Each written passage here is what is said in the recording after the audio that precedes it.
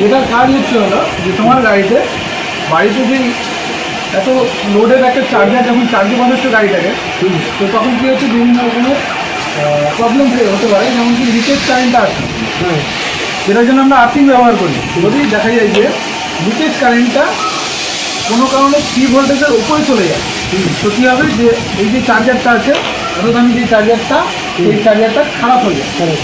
তো এর ক্যাপাসিটি 3 ভোল্টের নিচে যদি থাকে তবেই চলবে। যদি 3 ভোল্টেজের ওপরে চলে যায়, ওর চার্জিং ক্যাপাসিটিটা নষ্ট হয়ে যাবে, নিজের নষ্ট হয়ে যাবে। তো সেটাকে নষ্ট করার হাত থেকে বাঁচানোর জন্য কি এই পার্টটা ইউজ করে, এটাকে বলা হয় আরসিসিবি বা ইএলসিবি, যেটার কাজ 3 ভোল্টেজ যেটার কাজ হচ্ছে হলো যে লিকেজ কারেন্ট আছে, লিকেজ কারেন্টের ক্যাপাসিটিটাকে নির্ধার করে ওটা নষ্ট হওয়ার হাত থেকে, চার্জারটাকে নষ্ট হওয়ার হাত থেকে বাঁচিয়ে দেয়, নিচে বন্ধ হয়ে বাঁচিয়ে দেয়। তো এটাকে আমাদের কত লাগাতে হবে, তো দেওয়া আছে এটা 25 অ্যাম্পিয়ার আর 30 মিলি অ্যাম্পিয়ার, তো লাগালে তাহলে আমার চার্জারটা ঠিক থাকে।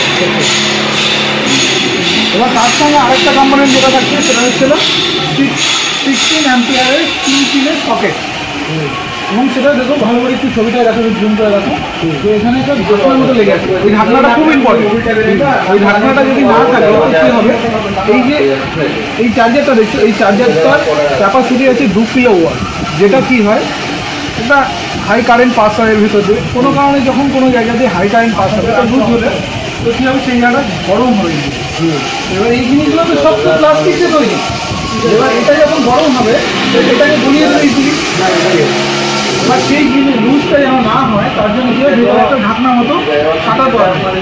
সেটা কী হয়, ওই পিনগুলো থাকে, পিনগুলোকে চেপে ধরে বসে থাকে। তারপর কী হয় যে ওই জিনিসটা লুজ কানেকশন না হয়, মানে জিনিসটা খারাপ না হয়। তার সঙ্গে একটা সুইচ সোলার পেরে ওটাও লাগাতে হবে, এবং ওভারঅল সার্কিটটাকে বাঁচানোর জন্য একটা এমসিবি লাগাতে হবে।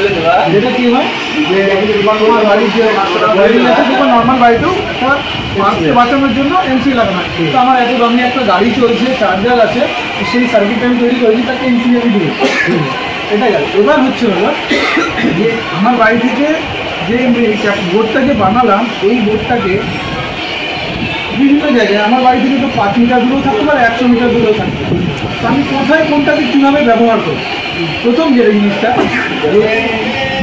এখানে দেখো লেখা আছে যে ফ্ল্যাট পয়েন্ট, বাংলায় লেখা যায় একদম পুরো পাতিবাংলা, যে ফ্ল্যাট পয়েন্ট এবং ডিস্ট্রিবিউশন বোর্ডের মধ্যে দূরত্ব 1 থেকে 25 মিটার হলে ফেজ এবং নিউট্রালের জন্য 4 বর্গ মিলিমিটার এবং আর্থিংয়ের জন্য 2.5 বর্গ মিলিমিটার তার ব্যবহার করতে হবে।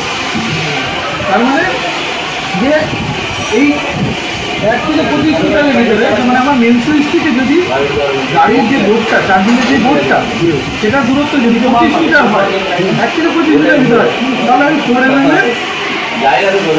ফেজ এবং নিউট্রালের তার ব্যবহার করে আর্থিংয়ের জন্য 2.5 মিলিমিটারের তার ব্যবহার করবো।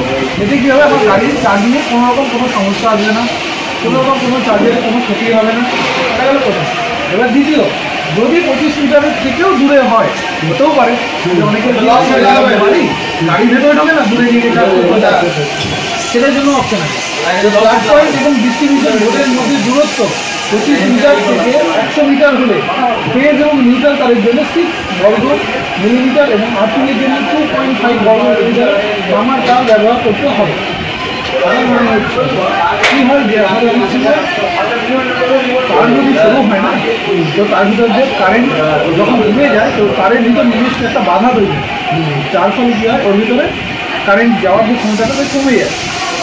সেই জন্য কী হলো, যখন 25 মিটার থেকে দূরে চলে গেলো 100 মিটার ভিতরে, তখন তারটা দেখো এটা ছিল 4 বর্গ মিলিমিটার, 6 বর্গ মিলিমিটার, তখন কী হবে, ওই বাধাটা কমে যায়। তাহলে এই 100 মিটারের ভিতরে হলে 6 বর্গ মিলিমিটার তার থাকলে তার চার্জিংয়ে কোনো রকম কোনো সমস্যা হবে না।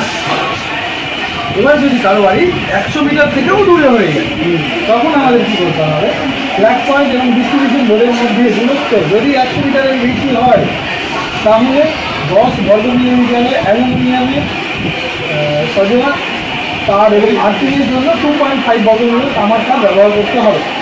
এই করে জিনিস আমাদেরকে মেনে চলতে হবে।